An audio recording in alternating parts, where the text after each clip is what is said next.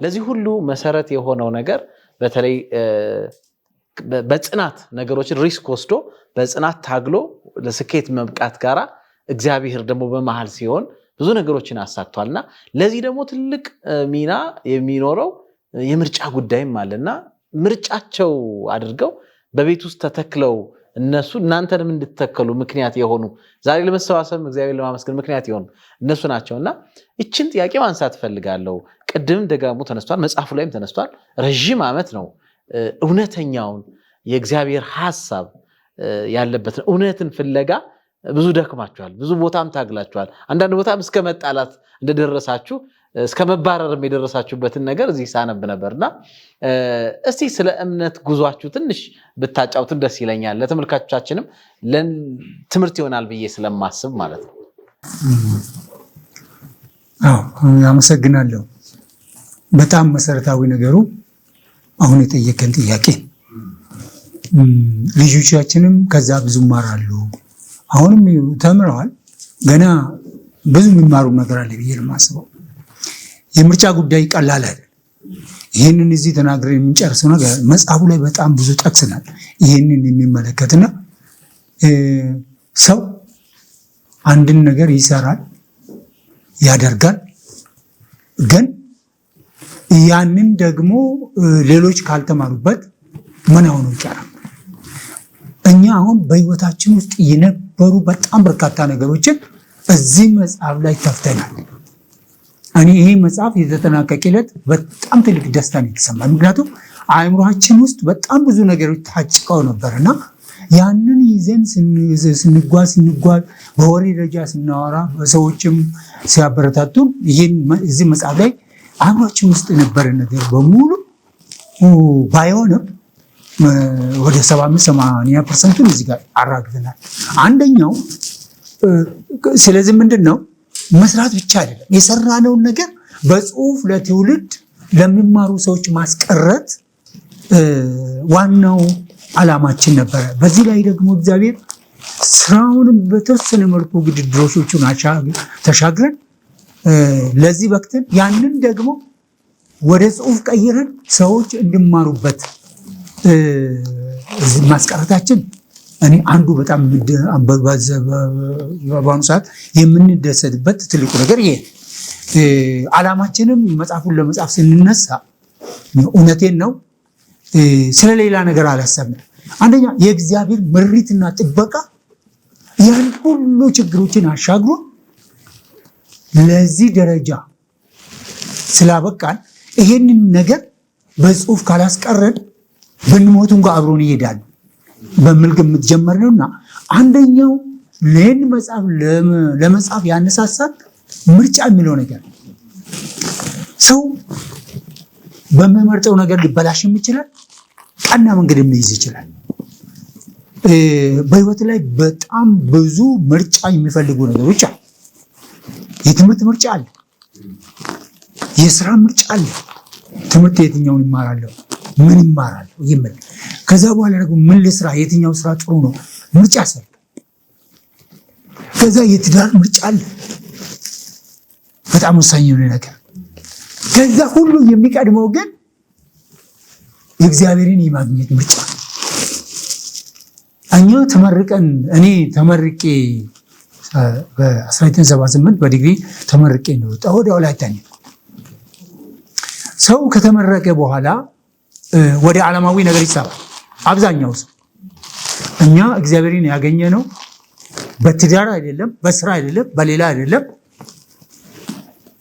የእግዚአብሔርን ቃል በማጥናት ነውና ወደዛ ተመርቄ እንደሄድኩ የነበርንበትን ቤተክርስቲያን ተከታታይ ሄዳል አላቋርጥ። ማስታወሻም ነበረች ለብቻ የተያዘች ማስታወሻ ነገር። ሌላ ቤተክርስቲያን ደግሞ ሄዳል። ያለንኩበት ቤተክርስቲያን ስም መጥራቱ ነው። እዚህ ጋር ሁሉ ቦታ ሄጃለሁ። በሚሄድበት ጊዜ እንግዲህ ተወልደን ወጣት ዘመን አልፈን ልክ እናንተም ይጨምራል። ብዙ ወጣቶች ብዙ ጥያቄ ያነሳሉ።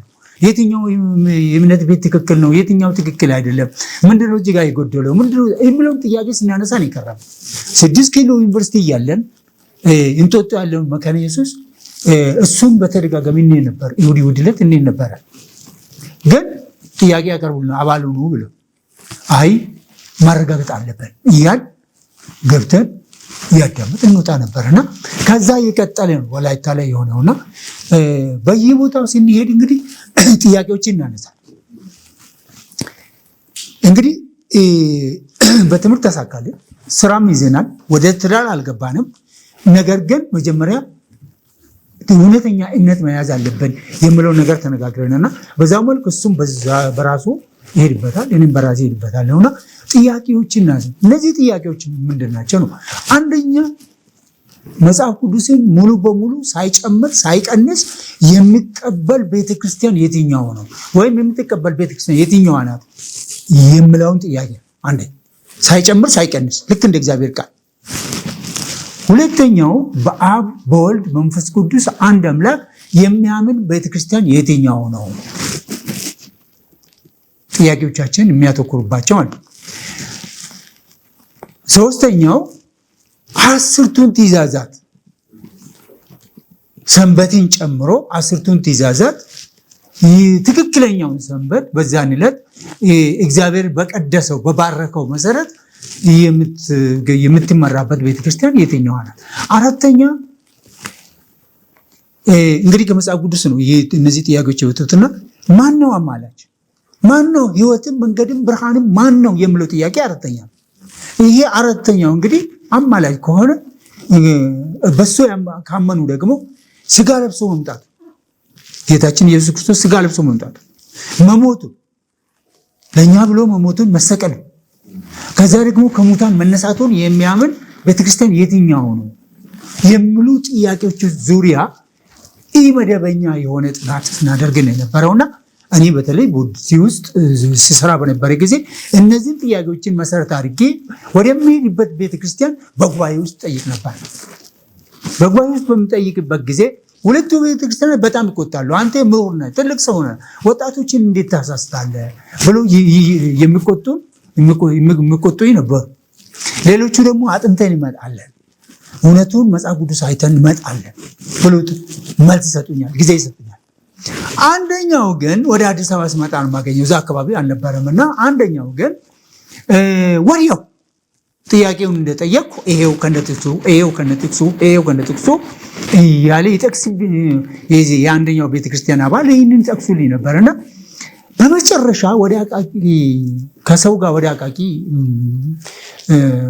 አምልኮ ከሰዎች ጋር ከጓደኞቻችን ጋር አብረን ስንገባ ያን ዕለት እስቲ እውነተኛው ሰንበት መቼ ነው? 7ኛው ቀን መቼ ነው? 4ኛው ትእዛዝ የምመለከተው መቼ ነው የምለውን ነገር የመጨረሻ ጥያቄ ሁለት ሆነ እንጠይቅ። ያንን የሚመለከቱ ሉቃስ 23 ላይ የሚገኝ ማቴዎስ 27 28 ላይ የሚገኝ የመጀመሪያው ቀን መቼ ነው፣ የ7ኛው ቀን መቼ ነው የምለውን ነገር ቅዳሜ የሚለውን ጭምር የድሮ ይትም ላይ ቅዳሜ የሚለውን ጭምር አሳይ።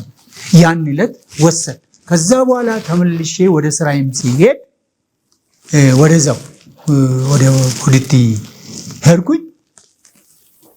በውስጥ ወስኛለሁ። ስለዚህ ይሄ መነሻ ስራዬን ለመቀየር መነሻው። ስለዚህ ምን ማድረግ አለብኝ? የለም እዛ አካባቢ አድቬንቲስት ቤተክርስቲያን እንግዲህ ይህንን በትክክል ሲገልጽልኝ የነበረ ከመጽሐፍ ቅዱስ በትክክል ወዲያው የሚጠቅሱልን ወንድሞች ውይይቶች ከዚህ ቤተክርስቲያን ናቸውና ይህንን አቋም ይዘን እያለን እንጸልይበትም ነበረ። ወደ አቃቂ ሚሽን ሂጄ ስራ ክፍት ቦታ ስራ መኖሩ ጠየቅኩ። ለዚህ ስራ ወደዛ ለመሄድ መነሻው እንግዲህ የእምነት ምርጫ እምነትን የፈለጉት እና ሲጠይቅ አሁ ቦታ አለ የታሪክ አስተማሪ እንፈልጋለን ዶክተር ነገሮ ጃለታ አሉ። ነገሩ ሂደት ነበረው ላሳጥረውና ጥያቄውን ከወንድሜ ጋር ተነጋገር ወሰን ጥያቄውን ተቀብዬ በዚሁ ምክንያት ስራችንም ከመንግስት ስራ መምህርነት ወደ አቃቂ ሚሽን ቀየርንና እኔም ወንድሜም ሌሎች እኔ ጋር አቃቂ ሚሽን ይማሩ የነበሩ ሁለት ወንድሞችም ነበሩ። አብረን የጥምቀት ትምህርት ጥናት ለሰፊ ጊዜ ካጠናን በኋላ በ1985 ዓ.ም አራታችንም አንድ ላይ ተጠመቅ። ሁለቱ ወንድሞቻችን ተንሸራተቱ። የራሳቸውን ታሪክ እንግዲህ እነሱ ይናገሩ። እኛ ግን በዚሁ እምነት ቀጥለን ከዛ አንጻር ነው እንግዲህ የትዳር አጋሮቻችን የመረጥ ነው። እስከዛሬ ድረስ እንግዲህ ይህንኑ ይዘን በቤቱ ከመገልገል የበለጠ ነው ወደ ማገልገል ተሻግረን እግዚአብሔር በቤተሰብም በሁኔታችሁ ሁሉ ባርኮን እንደዚህ አይነት ቤተሰብ ማፍራት ይቻላል። በነገራችን ላይ ከዚሁ ጋር የተያዘ ኮሌጅ ከፍተን ነበርና እንዲሁ እድልን ሳላሳልፍ ማለት ነው ኮሌጅ ከፍተን ነበርና በዚህ ኮሌጅ ሬጉላር ተማሪዎች አሉ፣ መደበኛ ተማሪዎች ከሰዓት የሚማሩ አሉ፣ ማታ የሚማሩ አሉ፣ ክረምት የሚማሩ አሉ። እኛ በምንመዘግብበት ጊዜ እነዚህን ተማሪዎች ማታ የሚማሩትን በተለይ አርብ ማታ አናስተምርም የለም። ለምን ብሎ ይሄ የእምነት ጉዳይ በግል የምጠይቁ ከሆነ እሱን እናስረዳቸዋለን። የእሱን ፋንታ ግን የሳምንቱ የመጀመሪያ የስራ ቀን በሆነ በእሁድ ላይ የማታውን ፋንታ እሁድ ቀኑን ሙሉ እናስተምራቸዋለን ብለን ነው የምንመዘግባቸው። ተመልከት እንግዲህ ማታ የሚማሩት ለ2 ሰዓት እሁድ ቀኑን ሙሉ ነው የሚማሩት። እነሱም አድቫንቴጅ ነው ያገኙና ኮሌጁ ከተጀመረበት ጊዜ ጀምሮ እስከ መጨረሻ አርብ ማታ ሳናስተምር ቅዳሜ ሳናስተምር በመጨረሻም እንደ ሀገር ኮሌጁ ተዘጋ። ነገር ግን በዛ ውስጥ እግዚአብሔርን ያገኙ እኛ ጋር ሲማሩ የነበሩ በርካታ ተማሪዎች ናቸውና የዛ የመማር ዕድልም በነገራችን ላይ በተለይ አድቬንቲስቶች በጣም በርካታ አድቬንቲስቶች እኛ ጋር ሰንበት የማይሰሩ ተምረው ለጥሩ ደረጃ መብቃት ችለዋልና እኛም በዚሁ ተባርከን ይኸው ዛሬ ድረስ ስለሱ በየቦታው እያወራን እየመዘከርን ከቤተሰቦቻችን እንኖራለን ማለት ነው። እግዚአብሔር የተመሰገነ። በጣም ደስ የሚል ታሪክ ነው። እዚህ መጽሐፉም ላይ በደንብ አድርጎ ተቀምጧልና ብዙ እንግዲህ ያልጠቀስናቸው ነገሮች አሉ። እዚህ ላይ እንዲያነቡ ለተመልካቾቻችንም እንጋብዛለን። ምናልባት አብሹ ደግሞ የምጠይቀው አሁንም ስቲል የሚገርመው ነገር በዚህ 7ኛ ቀን አድቬንቲስት ክርስቲያን ትልቁ ቸርች የሚባለው ወይም እዚህ አዲስ አበባ ላይ ያለው የፍልውሃ ቸርች ላይ ለረጅም ጊዜ እንደሰማሁት በሰንበት ትምህርት ክፍል ውስጥ በአገልግሎት ናችሁ ይባላል፣ ታገለግላላችሁ። እና አገልግሎት እንዴት ነው? ምንስ ጠቅሟችኋል? ከዚህ አንጻር ከእናንተም አልፎ ተጽዕኖንም እያየው ስለሆነ ምናልባት ያለው ፋይዳ ምንድን ነው? በቤተሰብ በልጆቻችሁ በሌሎች ላይ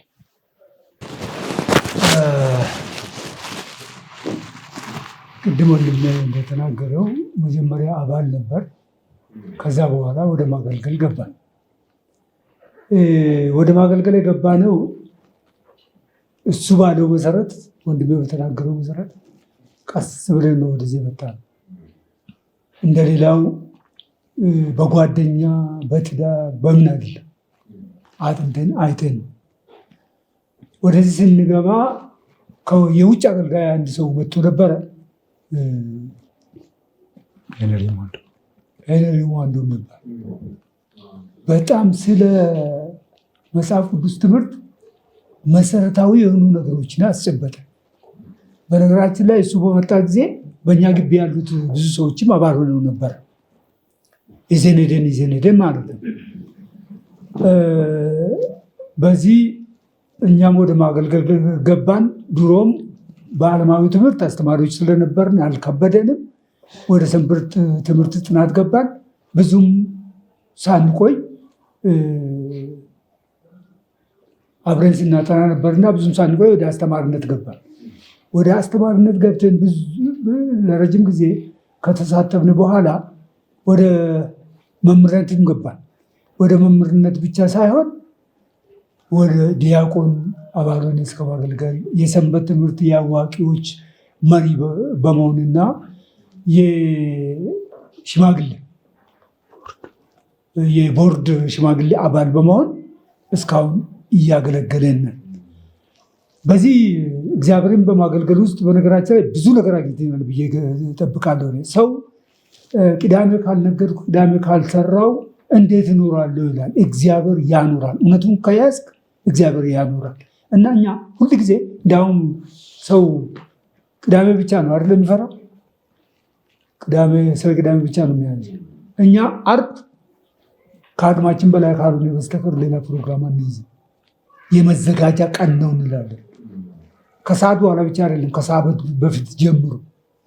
ይሄ ደግሞ 6 ቀናት በስራ ስንደክም ቆይተን ወደ ዝግጅት ስንገባ አይምሯችን ያርፋል። ልክ መንፈስ ቅዱስ አብሮ ይመጣል። በነገራችን ላይ መንፈስ ቅዱስ አብሮ ይመጣል፣ ያረጋጋል። እና ከዓርብ ጀምሮ መረጋጋት እንጀምራለን። ዓርብ እንታጠባለን፣ ምን እንላለን። ከዛ በኋላ ዓርብ ማታ ደግሞ ቅድም ልጆቻችን ያነሱት እግዚአብሔር በቤታችን የተገለጠበት ሁኔታ ዓርብ ማታ አምልኮ ከ1 ሰዓት እስከ 3 ሰዓት ተኩል የአምልኮ ጊዜ ነው። እንዘምራለን፣ ከልጆቻችን ጋር ከጎረቤት ጋር እንዘምራለን። የእግዚአብሔርን ቃል ተራ በተራ እንሰብካለን።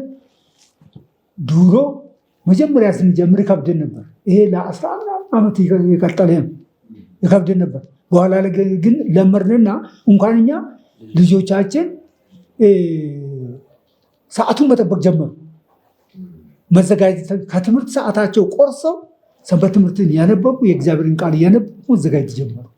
አሁን እኛ አልፎ አልፎ ካልሆነ በስተቀር ጣልቃ አንገባ። እነሱ ራሳቸው ተነስተው ያስተምሩናል፣ ይዘምራሉ። በሚዘምሩበት ጊዜ በቤታችን የሚመጣው መንፈስ ቅዱስ ሊነግረን አልችልም። ሁሉም ይደሰታል። ፈገግ ብለን ደስ ብለን እንወጣለን። እሱ ብቻ አይደለም፣ ጠዋት ደግሞ 2 ሰዓት ላይ ተሰብስበን ፍልውሃ ቤተክርስቲያን እንገባለን። ከመምህራን ሰንበት ትምህርት ጽናት እንጀምራለን። ወደ ቡድን እንገባለን። እዛ ቀኑ ሙሉ ተባርከን ነው የምንውለው። ከዚህ የተነሳ አንድ ጎረቤቶቻችን ከኛ በመስማት ሳይሆን በማየት የተማሩት ነገር ስላለ ብዙ ሰዎች ተለውጠዋል። ከመለወጥም አልፎ ዛሬ በነገራችን ላይ ፕሮግራሙ ይሰፋል ብለን ነው ፈልገው ነበር ከኛ ጋር ለመምጣት ማለት ከኛ ጋር ለመሳተፍ ፈልገው ነበር። ይሰፋል ብለን ነው እንጂ የተጠመቋል። ከኛ ጋር የጉርበት ልጆች ከኛ ጋር ሄደው ተምረው ተጠምቀው እየተሳተፉ ናቸው። ሌሎችም በሂደት ላይ ያሉ ቀስ ብለን እንመጣለን እያመቻቸን ነው የሚሉ አሉ። በዚህ ሂደት ውስጥ ግን እኔ በትልቁ ባለቤቶቻችንና ልጆቻችንን ማመስገን እፈልጋለሁ። እነሱ እንደው ፈንጠር ብሉ ኖሮ ይህን መጽሐፍ ቅዱስ ባይወዱ ኖሮ ከኛ ጋር ባይሳተፉ ኖሮ ባለቤቶቻችን ደግሞ ባይደግፉ ኖሮ በምድራዊ ኑሮ የሚሆን በመንፈሳዊ ኑሮ እዚህ ደረጃ ላይ አንደርስም ነበር። ቁርሾ ይፈጠራል፣ ጠብ ይፈጠራል፣ ወደ ጭቅጭቅ ይገባል። በነገራችን ላይ ግቢያችን ሰፊ ነው። ሰው አለ፣ ጎረቤት ሞልተዋል። ቅዳሜ ስራ ይሰራል። ከዚህ ራሱ ብዙ ነገር ተብሏል። ይህንን በማድረጋችን ደግሞ ብዙ የተባረግንበት እንጂ የተጎዳንበት ነገር የለምና በዚህ ሂደት ውስጥ ሙሉ በሙሉ ክብሩን እግዚአብሔር ይውሰድ ማለት እፈልጋለሁ። ልጆቻችንም ባለቤቶቻችንም የእኛን ጸባይ የእኛን ባህሪ ተረድተው የእኛን ወደኋላ አለመመለስ በእቅድ ላይ ችክ ማለት በእግዚአብሔር ቃል ላይ ችክ ማለት አይተው እኛን ተከትለው በመውጣታቸው እንደው እግዚአብሔር ባርካቸው ለማለት እወዳለሁ። ትልቅ ነገር ነው። በጣም አመሰግናለሁ። እግዚአብሔር ይባርክልኝ። ጥቅሙ ብለህ ነበርና በጣም አሪፍ ጥያቄ ነው የጠየቀው። ጥቅሙ እዚህ ጋር የምናየው ወደ እግዚአብሔር መቅረብ ከስራ ጊዜያችን ቀንሰን ለእግዚአብሔር ጊዜ መስጠት ትልቅ ለውጥ ሊያመጣ እንደሚችል በቤታችን ያየ ነው። አንደኛ የኛ ማገልገል የኛ እግዚአብሔር ቤት ውስጥ መቆየት ልጆቻችን እኛ እኮ ቀይረን የመጣ ነው። ልጆቻችን ግን በዛው እኛን ተከትለው እዛ ቤት ውስጥ መቅረታቸው የኮበለሉ እውነትን ትተው የሄዱ ስንት ናቸው? በጓደኛ ስም፣ በትዳር ስም፣ በስራ ምክንያት የሄዱ እኮ አሉ። የእኛ ግን ይሄ አርብ ማታ የሚደረገው ፕሮግራም በዋናነት ልጆቻችን በቤቱ እንዲቆዩ አድርጓል። አንድ ሁለተኛ በባህሪያቸው፣ በስነ ምግባራቸው፣ በሚሰሩት ስራ፣ ለሰው በሚሰጡት አክብሮት ባህሪያቸው ውስጥ በጣም ትልቅ የሆነ ትህትና ይታያልና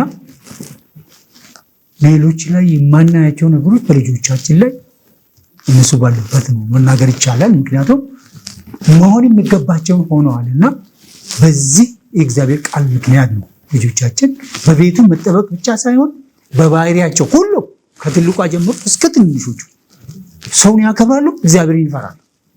ይሄ የተገኘው ከፕሮግራሙ። በሶስተኛ ደረጃ ከመጠመቅም አልፎ ያገለግላል። ድፍረት አላቸው። እዛ ከኛ ጋር ቤት ውስጥ አገልግሎት ጀመር። ያ አገልግሎት እየሰፋ አሁን ቅድም አንተ ስትል እንደነበረው እኛ ልክ 2 ሰዓት ላይ መኪና ሞልተን ሄደን እዛ ሰራዊቱ መጣ ነው የሚሉንና በጣም ደስ የሚለን ሲያገለግሉም አንድ ላይ ሲቀመጡ አንድ ላይ ንግግራቸውም የምስብ እንደዚህ አይነት ውጤት ከየት ሊመጣ ይችላል? ባይሆን ኖሮ ከየት ሊመጣ ይችላል ነው። ሌላው በአራተኛ ደረጃ በእኛ ቤት ውስጥ ብዙ የጸሎት ፍሬ አይተናል። አንደኛ የተጠመቋል፣ ሁለተኛ ባይጠመቁም እንኳ ስራተው የሚቸገሩ ጸልዩልን የሚሉ ብዙ ለውጦችን አይተናል። እያንዳንዱን ስም እዚህ ጋር ማንሳት አስፈላጊ አይደለም እንጂ በእኛ ጸሎት የተባረኩ በርካታ ሰዎች አሉና ወደ እግዚአብሔር መቅረብ፣ ቃሉን ማጥናት። አናውቀውም እኮ ክርስቶስን በአይናችን አይተንኛ፣ ደቀ መዛሙርት አይተውታል። እግዚአብሔርን እኮ በአካል አላየንም። እግዚአብሔርን ክርስቶስን ያወቅነው እኮ ከቃሉ ስታነብ ደግሞ ቃሉ ያጽናናል፣ ያበረታል፣ ከጭንቀት ያወጣል። በጣም ብዙ እና ተናደህ እንኳ ስትመጣ የመጽሐፍ ቅዱስ ስትከፍት ጥቅሱን ይሰጣል። እግዚአብሔር የሚያጽናና ቃል እዛ ውስጥ ነው የምታየውና ስለ ዓለማዊ ነገር ለስንት ዓመት ብለን ነው የምንጨነቀው? እኛ ልጆቻችን ይህን ሁሉ ያውቃሉ፣ ይበቃኝን ያውቃሉ፣ ባላቸው ነገር መኖርን ያውቃሉና ይህ ሁሉ የተገኘው ከእግዚአብሔር ቃል ባወቅነው በአንዱ በእግዚአብሔር በአምላካችን ነውና እኛ ብዙ አተፈንበታል። በዚህ በእግዚአብሔርን በማገልገላችንም ልጆቻችንም የዛ ውጤት ናቸውና ከዛም አልፎ ጎረቤቶች የሚመጡ እንግዶችም ተባርከውበታልና ስለዚህ ሁሉ እግዚአብሔርን እናመሰግናለን። አሜን። እግዚአብሔር የተመሰገነ። በጣም የሚገርምና ደስ የሚል ነገር ነው። እግዚአብሔር ይባርካችሁ። ምናልባት እንግዲህ ወደ ማጠቃለያው ስንመጣ መጨረሻ እንግዲህ መልእክት እንድታስተላልፉ ነው የምፈልገው። እንግዲህ ብዙ የሚነሱ ነገሮች ነበሩ። ከሰዓት አንጻር መቋጨት አለብን ያው መሄድ ስለማንችል፣ ግን መጨረሻ ላይ ከዚህ መጽሐፍ ላይ ከእናንተ ህይወትም አንባቢዎችም ተመልካቾችም ሁሉም እንዲማሩበት የተጠቀሱ 1-4 ነጥቦች አሉ። እንደ ንዑስ ርዕስ ተደርገው የተቀመጡ በጣም ትልልቅ ነገር ናቸው፣ ግን በጣም መሰረታዊ ይሆን። ለምሳሌ ቅድም ልጆችም አንስተውታል ከእናንተ የተማሩት ይሄ ተወያይቶ መወሰን የሚለው ነገር የህይወት ዘይቤያችሁ እንደሆነ አንዳንድ ቦታ ላይ አንብቤያለሁ። ተወያይቶ ተነጋግሮ አንድን ነገር ዲስከስ አድርጎ መወሰን የሚለው። ሁለተኛው ደግሞ አሉታዊ ግፊቶችን መቋቋምና የታሪካችን አዎንታዊ ተጽዕኖ አድርጎ መፍጠር። እነዚህን ነገሮች ያነሳችሁበት ቅድም እንዳውም ትንሽ ልጅ ነው ያነሳው። ይሄንን በጣም ሌሎቻችን ያላነሳ ነው። በጣም የሚገርመው ነገር ገንዘብን በመቆጠብ የበለጠ አስፈላጊ ለነገሮች አድርጎ መጠቀም፣ ያለን ሪሶርስ እንዴት አድርጎ በመጠቀም ትልቅ ቦታ መድረስ እንደሚቻል የእናንተ ህይወት ትልቅ ምስክር ነው ብዬ አስባለሁ። እና አራተኛው ደግሞ ስህተቶችንና ወይም ደካማ ጎኖችን ለይቶ መሄድ የሚል ነገር አንስታችኋል እና እነዚህ ምናልባት በሰፊው ተመልካቾቻችን እንድታነቡ እንጋብዛለን።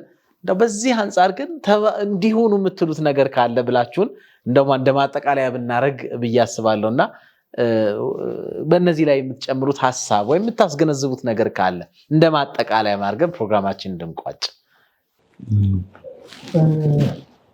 ጥሩ ነገር ነው። እኔ ከዚህ መጽሐፉ በእያንዳንዱ ቤት ብቻ ሳይሆን በእያንዳንዱ ሰው እጅ ገባ ለውጥ ያመጣል ብዬ አስባለሁ። በዚህ አጋጣሚ አንስቼ እንደሆነ ያላቅም ቁጠባን በተመለከተ ገንዘብ ከኛ በታች እንጂ ከኛ በላይ አይደለም። ንብረት ሰውን አያክልም።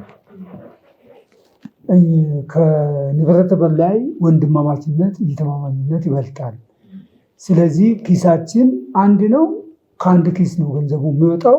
አብረን ነው የምንበላው፣ አብረን ነው የምንኖረው። አንድ ሶፋ በመጠቀም፣ አንድ ፍሪጅ በመጠቀም፣ አንድ ቴሌቪዥን በመጠቀም፣ አንድ ቤት ውስጥ በመኖር ብዙ ቆጥበናል። ብዙ በመቆጠባችን ደግሞ በቆጠብነው ገንዘብ ድርጅት ከፍተን ብዙ አትርፈንበታል። በዛ ባገኘነው ገንዘብ ደግሞ ልጆቻችንን ተንከባክበን አሳድገናል። ልጆቻችን ዲግሪ እየገቡ ናቸው። በትምህርትም ዘርፍ የምርጫቸውን እያገኙ ናቸው። ስለዚህ ቁጠባ ሲባል በአንድ ቃል ብንነገርም ቀላል ነገር አይደለም። ይህንን ነገር ደግሞ ለሰው ልጅ አስፈላጊ የሆኑትን ነገሮች በመከልከል ሳይሆን አልባሌ ቦታ የሚጠፋ ጫማን በጫማ ላይ፣ ልብስን በልብስ ላይ ደራርቦ ዝም ብሎ ገንዘብ ተገኘ ተብሎ እንደገና አላስፈላጊ ነገሮች ለስጋራ፣ ለጫት የሚወጣ ገንዘብ ቀላል አይደለም። ለእነኝህ ከማውጣት ገንዘብን ቆጥቦ ይዞ ድርጅት መክፈት ይቻላል። ልጆችን ምርጥ በሆነ ትምህርት ቤት ማስተማር ይቻላል። እግዚአብሔርንም ማገልገል ይቻላል። በገንዘቡ ይቻላል። ይህን ሁሉ ደግሞ ስናደርግ እኛ በህይወታችን ከታች ጀምሮ ብዙን አላወራንም። ተነጋግረን ተመካክረን ነው የምናደርገው።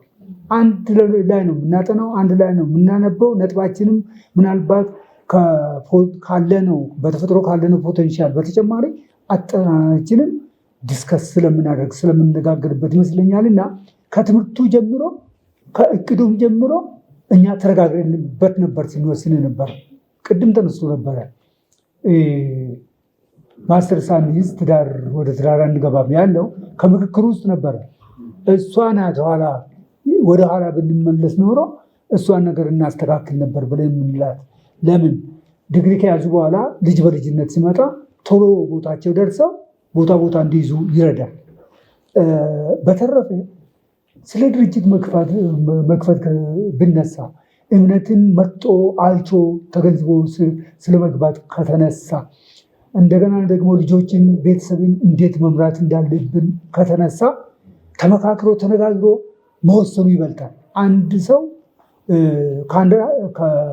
ከአንድ ሰው ሁለት ሰው ይበልጣል፣ ወደ ጥሩ ውሳኔ ያመጣልና የምለውን ነገር ነውና እኛ ተነጋግረንበት አውርደን አስበን የወሰናቸውና ለስኬት ያበቁን እምነትን ከመያዝ ጀምሮ ያበቁን ብዙ ነገሮች አሉ። እዚህ በአንድ ጊዜ ተወርቶ የሚያልቅ አይደለም። ለዚህ ነው መጽሐፉ የተጻፈውና እሱ ብነበብ ሁሉም ነገር ይገኝበታል። ስለዚህ አሁን እኛ ሰው ከኛ መማር ይችላል ብለን የምንለው ከመጀመሪያውኑ ሰውን ከመጉዳት ምን እንጠቀማለን? ከቅናት ምን እንጠቀማለን? ሰው በራሱ ሰርቶ ለፍቶ ጥሮ ሲያድግ ከቅናት ምን ይመጣል?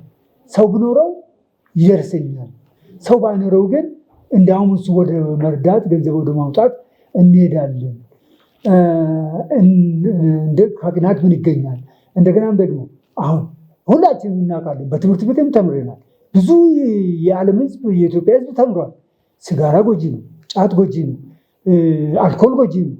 እነኚህን ነገሮች ከመጠቀም በገንዘባችን ገዝተን በሽታ ከመግዛት ውጭ ምን እንጠቀማለን? እኛ ከመጀመሪያ ጀምሮ እኔ እሱን እየገሰጽኩ እሱም እኔን እየገሰጸ ከመጀመሪያ ጀምሮ እነኝህን ነገሮች ወደ ህይወታችን ያላመጣ ነው ሁለት ሆነን በመፈጠራችን ይመስለኛል።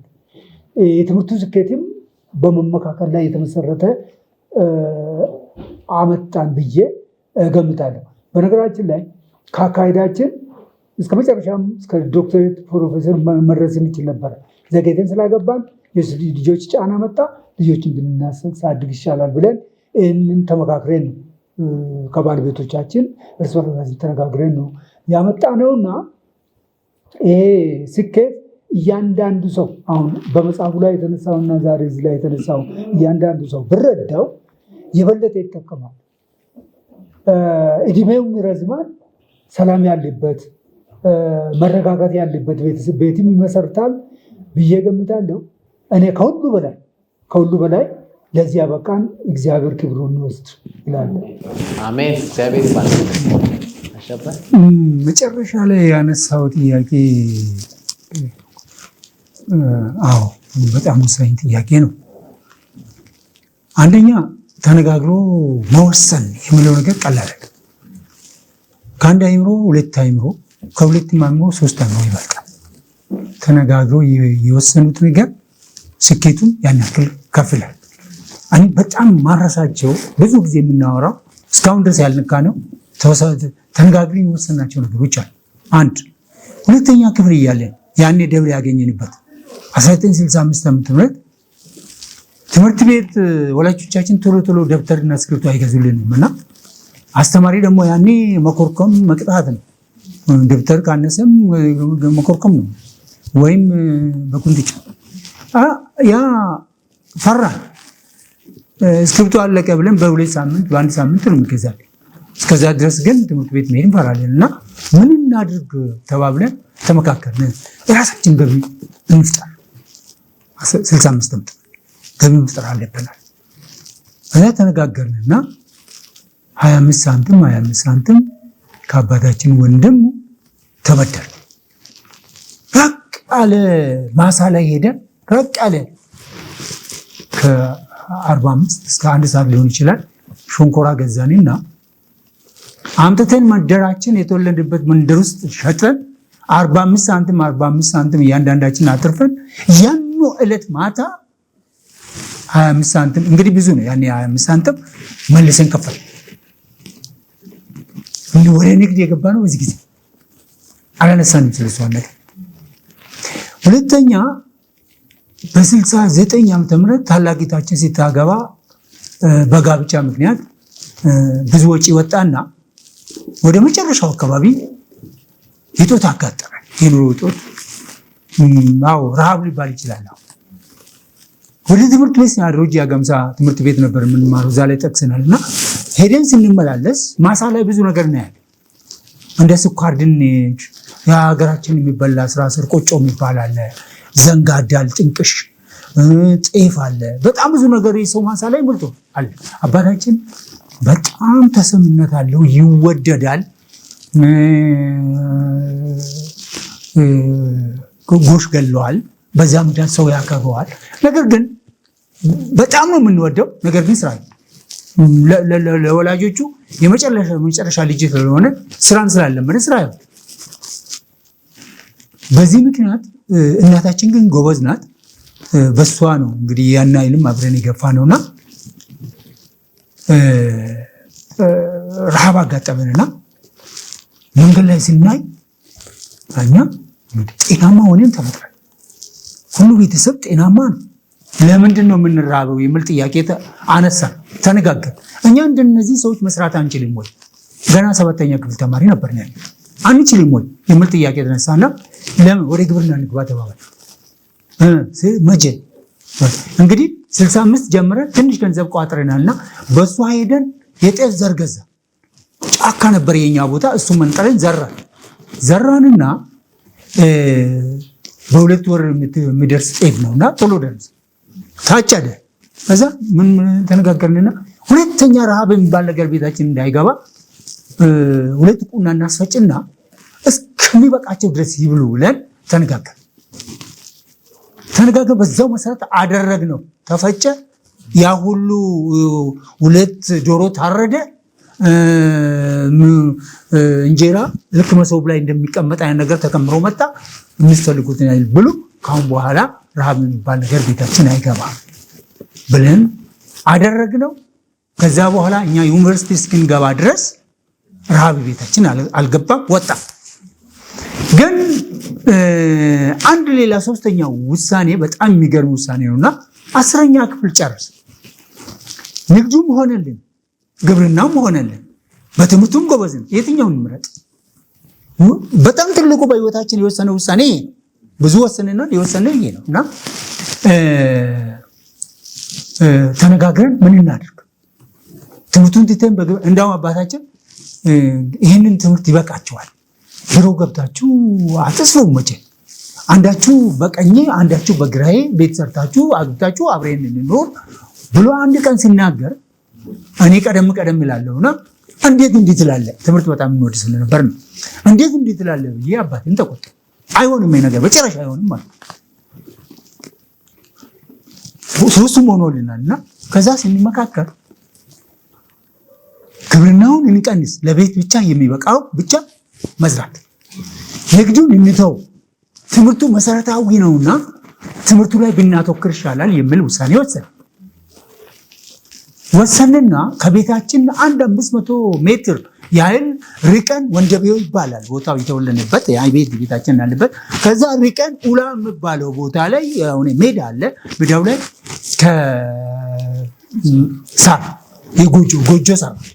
ጎጆ ሰራንና ተጠቀልለን እዛ ገባ እናጠራ ሁለታችን ተጠቅሷል ይመስለኛል። እዛ ገባና እኛ 1 ሰዓት ማታ ላይ 1 ሰዓት የወጋየ ንጋቱ ይተርክ የነበረው ፍቅር እስከ መቃብር የምለውን ብቻ ነበር የምናዳምጠው። ሌሎች መጥተው እኛ ጋር ሰሌን አንጥፈው ይቅማሉ፣ እኛ ግን እናጠና።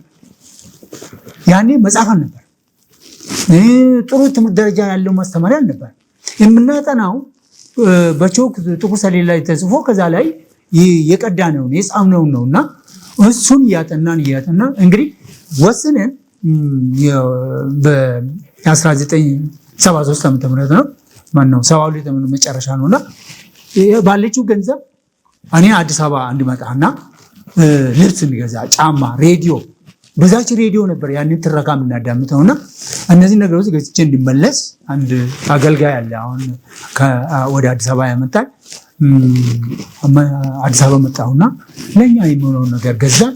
እሱ ብቻ አይደለም፣ ተመልሰንም እጃችን ላይ ባለችው ገንዘብ ለወደፊት ዩኒቨርሲቲ ስንገባ ሊሸጥን ልንጠቀም እንችላለን ብለን ከብትም የተወሰነ ገዝተን አስቀምጠን ወደ ጥናቱ ገባን። ያውም ተሳካልን።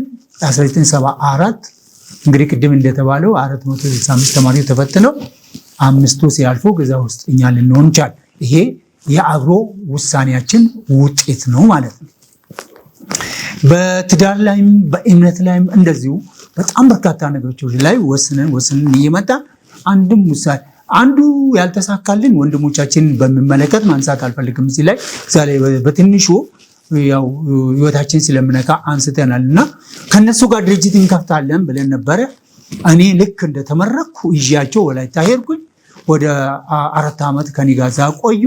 ግን እንደኛ ትኩረታቸው ትምህርት ላይ ሊሆን አልቻለም። 84 ብቻ ያሳለፍ 85 ዓመት ታቃቂ ሚሽን ገባው። ያኔ ደግሞ የጸጸት ደብዳቤ ጻፉልን። እንግዲህ ይሄንን አብረን ድርጅት እንከፍታለን ብለን ወስነን ነበር ነው ያልተሳካው። የታሪካችን አካል እሱ ነው።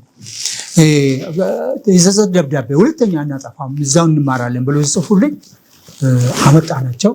አብረን 4 ሆነን እዛ ሆነን አብረንም ተጠመቅ። ነገር ግን እነሱ የራሳችን ህይወት የራሳችን መንገድ እኛ እናውቃለን አሉ። የራሳቸውን መንገድ መረጡ።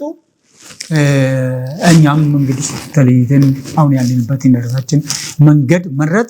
ያ ውሳኔ ነው በህይወታችን እኛ በጣም ብዙ የለፋንበት 14 ዓመት ላላነሰ 14 ዓመት ለሚሆን ጊዜ በጣም ብዙ የለፋንበት፣ እነሱ ግን ብዙም ያልተጠቀሙበት ያ ነው። ከዛ እነሱ ጋር ሳይሆንልን ሲቀር ተነጋግረን በደሞዝ በጭራሽ መኖር አይቻልም፣ ሰው መርዳት አይቻልም፣ የራሳችን ድርጅት መክፈት አለብን ብለን 94 ዓመተ ምህረት ወደ አዲስ አበባ መጣን። ድርጅቶችን ቅድም የምንጠቅሳቸውን ድርጅቶችን ከፈት እሱንም በውሳኔ ነው የከፍተነውና 3 ድርጅቶችን ከፍተናል፣ ተጠቅመናል። በእርግጥ ግድድሮች ቢበዛበትም ብዙ ችግር እዛ ላይ ያንብቡት። እንግዲህ የውሳኔው ነገር ይሄ ነው። ተጽዕኖ አንዱ ሌላውን ከሚጎዳው ነገር መጠበቅ ማለት ደግሞ ቅድም ወንድም እየጠቀሰው ለወጪ የሚዳረግ ጤናን የሚያቃውስ እንደ ጫት አይነት፣ ስጋራ አይነት፣ አልኮል አይነት፣ አደንዛዥ ዕፅ እነዛን ነገሮችን በውሳኔ ነው እነዚህ ነገሮች አይጠቅሙም፣ ትምህርት ክፍል እንማራለን አይጠቅሙም ብለን አስወገድናቸው። ከደካማ ጎናችን የተባለው አንደኛ ዘግየት ብለን ማግባታችን፣ አንድ ነገር ላይ ሁሌ ሙጭጭ ማለት ትክክል አይደለም። ፍሌክሲቢሊቲ መኖር አለበት የሚለውን ነገር በ40 ዓመታችን ያገባ ነውና ገና አሁኑ ልጆችን እያሳደግን ግን አይጸጽተኝም ብዙ ነገር ግን ምክንያቱም የምንፈልገውን ቤተሰብ መመስረት ይችለናል። ነገር ግን እሱ ጋር ሁለተኛው ሌላው እንደ ደካማ ጎን ብለን አንድን ሰው ለመርዳት ስትሞክር ከአስተማሪ ደሞዝ 3-4 ሰዎችን አብረ እያጋራ ስቃይ እንዲሁ እየተሰቃየ ከራሴ ኑሮ ቀነሰ። እነሱን ይዤ ስነሳ አንድ የተማሪ ሴት ምናለች፣ እነዚህ ልጆች እዚሁ ብታግዛቸው ይሻላል፣ እዚህ ብቻ የእናንተ ህይወትም ሊበላሽ ይችላል አለችኝና በጣም ለብዙ ጊዜ አኮርም ነው ሁለታችንም። ለምንድን ነው የኛን ድገት ልጆቻችን ድገት መለወጥ ለምን የወንድሞቻችን ድገት ለምን ትላለች። በኋላ ግን እሷ አለችው ያጋጠመውና በዛ በኩል አልተሳካልንም። ያን ሁሉ በአንድ አስተማሪ ደሞዝ ያን ሁሉ ሰብስቦ እዛ ጋር እንትን ማለቱ እንደ ትልቅ ጸጸት ሳይሆን ስላልተሳካልን እሱን አይተው መወሰኑ ላይ ደካማ ጎናችን እሱ ላይ ገና ትምህርት ስራ ጀመረ ሳትቋቋም ራስን ሳትችል እንደዛ ነገር ውሳኔ ላይ የሆነ በከፍል ስህተት ይታየናል። ሌላው የገጠር ኑሮ ነው እንኖር የነበረውና ለምሳ ወደ ቤት አንገባ በልጅነት እድሜና ውሃም አንጠጣ። በዛ ምክንያት ራሳችን ያምን ነበር። ምክንያቱም ጨጓራ ውሃ ካላገኘ ምግብ ካላገኘ እርስ በርስ ይፋተግና አሲድ ይረጫል፣ ራስን ያማልና ራሳችን እንታመም ነበር ያኔ በጣም ለብዙ ጊዜና እሱን ነገር ገጠር ምሳ የተለመደ አይደለም። ነገር ግን አልፎ አልፎ ምንድነው ለዚህ ማካካሽ በአካባቢያችን ከጫካ የምታገኛቸው ነገሮች አሉ። እንደ እንጆሪ ለምሳሌ እንደ እንጆሪ፣ ዶቅማ እነዛን ነገሮች ወቅቱ ከሆነ መብላት ይችላል። ከመሬትም ተቆፍሮ ተልጦ የሚባሉ ስንኮ የሚባሉ ብሩር ከስራ ስር ላይ የሚለቀሙ ፍራፍሬዎች አሉና እሱን ነገር እንበላ ነበር። ለዛም ሊሆን ይችላል እሱ ጠቅሞ ሊሆን ይችላል እግዚአብሔር መቼም እንድንበላቸው እነዛን ነገሮች ፈጥረዋልና ማር፣ የጫካ ማር ሶከሩ እንላለን በአማርኛ ማር ነገር ከዚህ ውስጥ ትመጣለህ እንትኗን ነቅለህ አበባዋን ትነቅልና ልክ እንደ ንብ ትመጣለና እነዛ ነገሮች ጠቅመናልና የማይረሱ ነገር በጣም ብዙ ሰው ተገርሞበታል። ያንን በመጻፍ ያስታውሼ እነዛ ነገሮች ጠቅመናል እንጂ ውሃ በአግባቡ አለመጠጣታችን፣ ምግብ ሰዓት ጠብቀን አለመብላታችን እነዚህ ነገሮችን እንደ ደካማ ጎን አንስተን ያወራናቸው ናቸውና anyway ያን ሁሉ አሻግሮ ደግሞ እግዚአብሔር ለዚህ ያበቃን ክብሩን ይስጥ። አሜን። እግዚአብሔር የተመሰገነ ይሁን። እነዚህ ሁሉ እንግዲህ ተያይዘው ለትምህርት እንዲሆኑ ነው። ገርሞኛል። ብዙ ሰው ደካማ ጎኑን አያነሳም። እናንተ ግን አንስታችሁ በጣም ገርሞኝ ነው ሌሎችም እንዲማሩበት ያላችሁት በጣም መሰረታዊ ነገሮች ያስተረሱት ስለነበረን ጊዜ እንግዲህ እግዚአብሔር የተመሰገነ ይሁን። ከዚህ በላይ ልጆችንም ብዙ ሰዓት አቆየናችሁ አይደል? በጣም ደስ የሚሉ ልጆች ናቸው። በስነ ስርዓት ቁጭ ብለው ፕሮግራሙን ተመልካቾቻችን ከኛ ጋራ ረጅም ጊዜ ነው የቆየ ነው አብሮ ስለቆዩ እጅግ አድርጌ አመሰግናለሁ። እንግዶቻችን እግዚአብሔር ይባርካችሁ። በዚህ በሆፕ ቻናል ኢትዮጵያ ቲም ወይም ቡድን በጣም ነው የምናመሰግናችሁ ይሄንን ህይወታችሁን ስላጋራችሁን። እንግዲህ ከናንተ ህይወት ውስጥ ብዙ የምንቀስማቸው ነገሮች አሉ። እግዚአብሔርን ደግሞ ለማመስገን ምክንያት የሚሆኑ ብዙ ነገሮች አሉ። እግዚአብሔር ይርዳን። ተመልካቾቻችን ከዚህ በተረፈ ግን እኛ ነካ ያደረግነውን ሙሉን ታሪክ ደግሞ እዚህ ጋር ማንበብ ትችላላችሁና ግድድሮሽ ጽናትና ስኬት ፈተናዎች ያልበገሩት የምንትዮቹ ህይወት ታሪክ የሚለው መጽሐፍ አግኝታችሁ እንድታነቡ እንድትማሩበት ሌሎችም ትምህርት ምክንያት እንድትሆኑ እግዚአብሔር እንዲረዳችሁ ጸሎትና ምኞታችን ነው። አብራችሁን ስለቆያችሁ እግዚአብሔር ይባርካችሁ። በጣም የበረከት ጊዜን ያሳለፍነው እንዳልኩት በእናንተ በተመልካቾቻችን ስም እንግዶቻችንን ይሄን ቤተሰብ እጅግ አድርገን እናመሰግናለን። በሌላ ጊዜ ደግሞ በሌላ በረከት እንደምንገናኝ ተስፋ እናደርጋለን። የዛን ጊዜ ሰው ያድርገን እግዚአብሔር።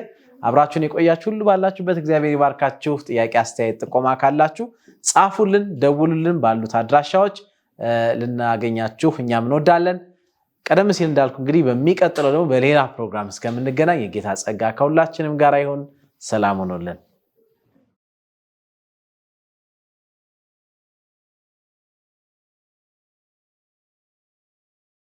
ዛሬ እዚህ የተገኘነው ግድድሮሽ ጽናት እና ስኬት የተሰኘውን መጽሐፍ ለመመረቅ ብቻ ሳይሆን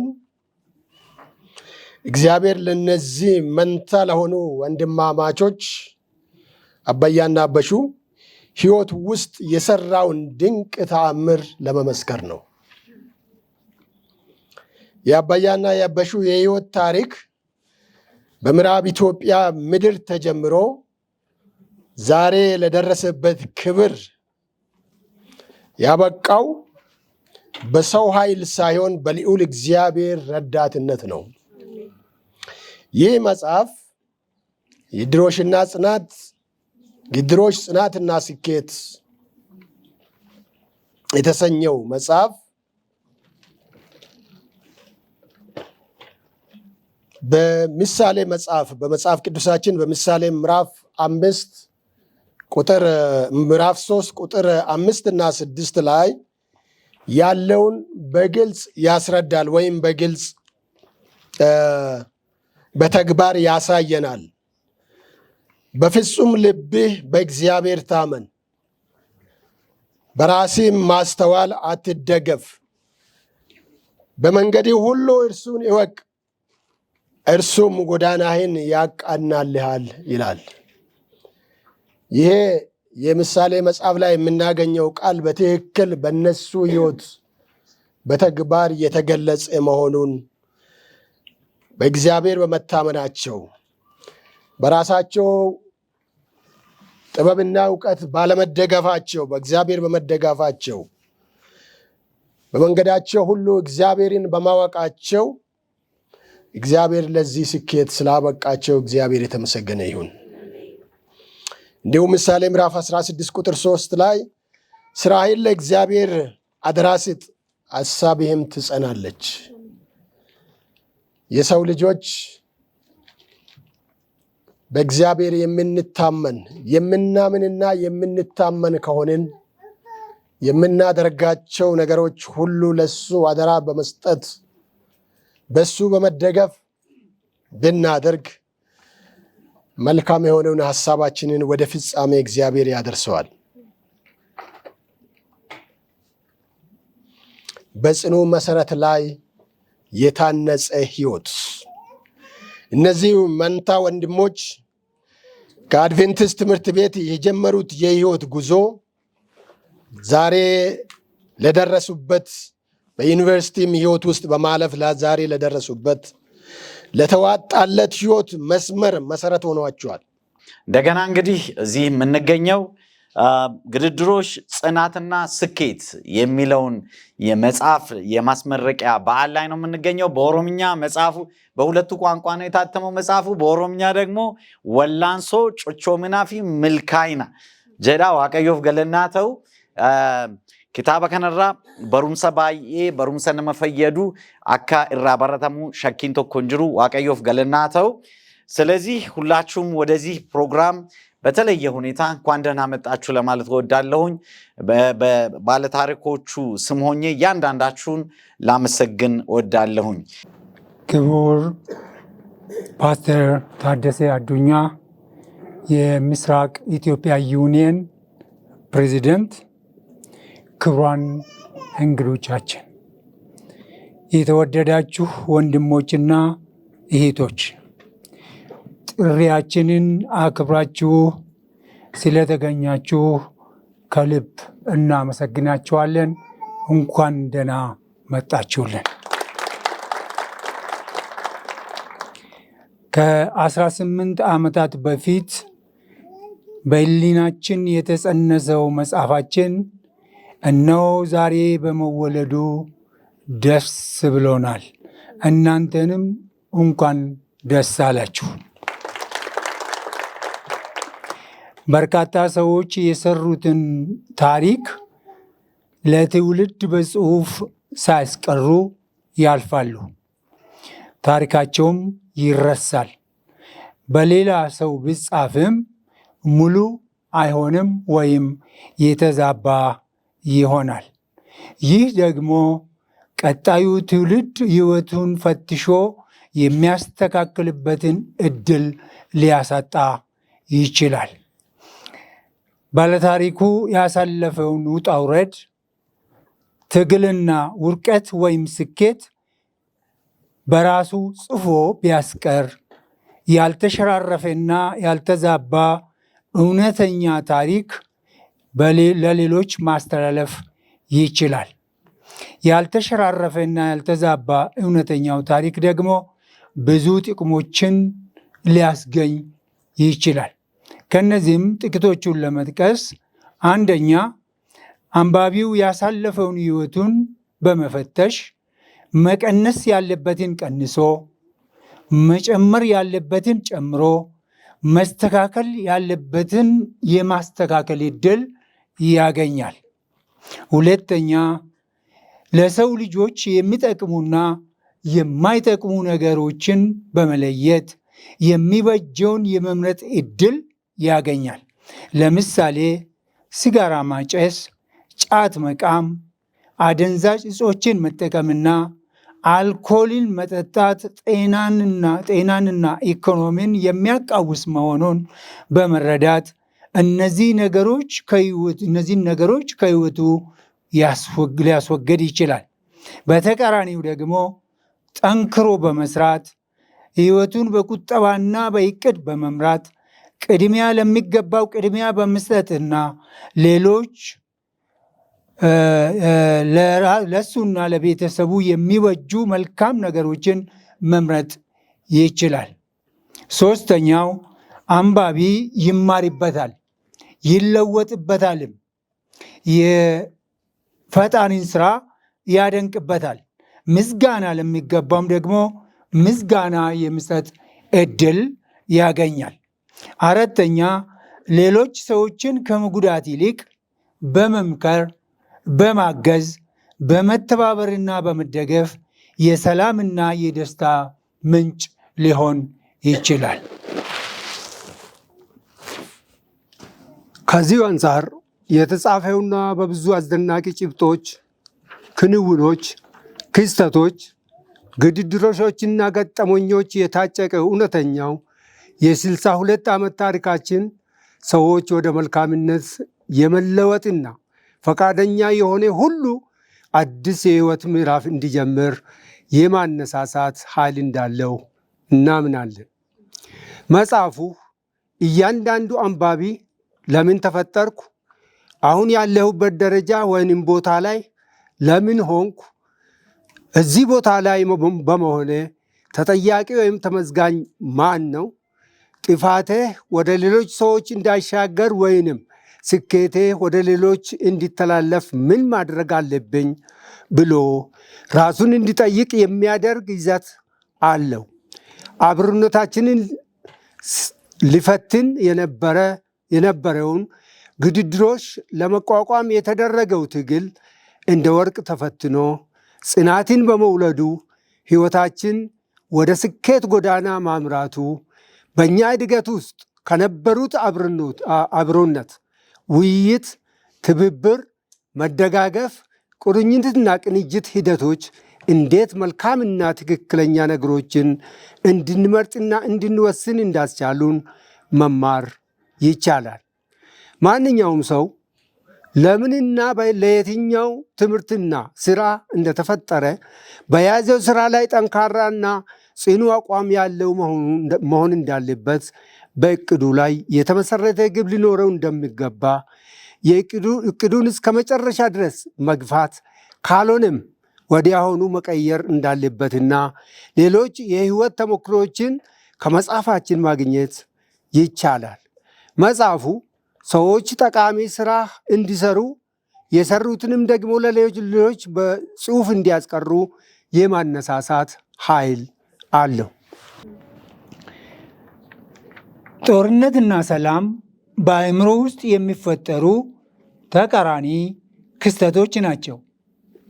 ጦርነት በአእምሮ ውስጥ ይጸነስና ወደ በርካታ ስፍራዎች በመሰራጨት በህይወትና በንብረት ላይ ሞትና ጉዳትን ያስከትላል። ደም እንዲፈስ የሚፈልገው ሰይጣን መልካም ለመሆን ያልታደለውን አእምሮ ለመቆጣጠር ብርቱ ትግል ያደርጋል። ምክንያቱም አእምሮን መቆጣጠር ከቻለ መላውን ሰውነት መቆጣጠር እንደሚችል ያውቃል። የሚገርመው ደግሞ ዓላማውን ለማሳካት ፈጣሪ በአምሳያው የፈጠረውን ሰብአዊ ፍጡር መጠቀም መቻሉ ነው። ለዚህም ነው ሐዋርያው ጳውሎስ መጋደላችን ከስጋና ከደም ጋር ሳይሆን ከዲያብሎስ ጋር ነው ያለው። ነገር ግን ሰይጣን አእምሯችንን መቆጣጠር የሚችለው እኛ ስንፈቅድለት ብቻ ነው። ስለዚህ ትግላችን የግጭቱና የጦርነት ምንጭ ከሆነው ከሰይጣን ጋር መሆን አለበት።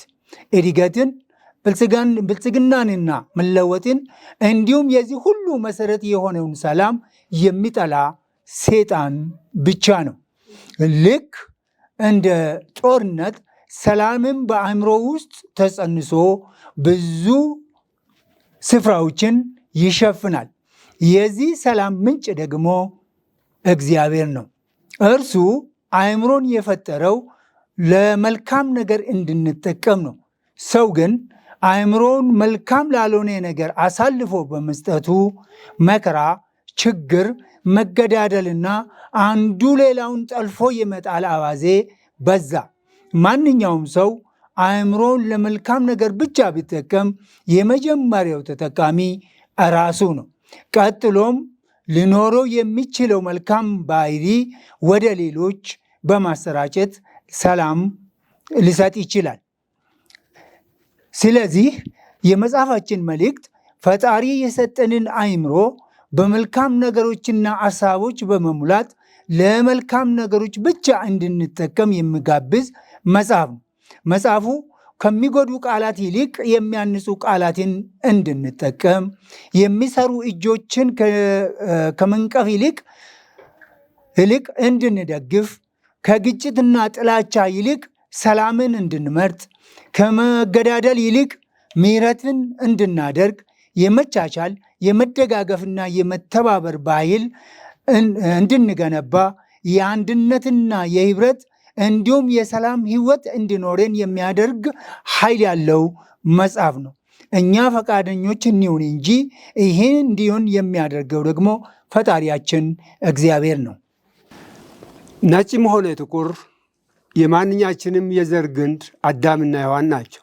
ስለዚህ በፈጣሪ እይታ ማንም ሰብአዊ ፍጡር ከማንም አይበልጥም አያንስምም።